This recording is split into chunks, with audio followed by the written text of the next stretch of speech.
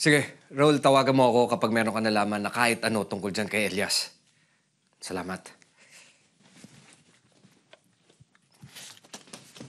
Hayop ka! Sir! Sir! Ano problema mo? Alam ko ikaw ang bumugbog sa akin kagabi.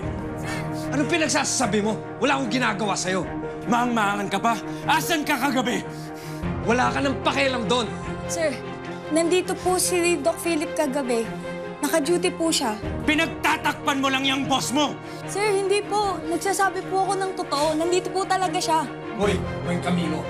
Hindi lang ako yung kaaway mo. Marami kami pwedeng bumugbog sa'yo. Tamat mo! Bitawan niyo ako!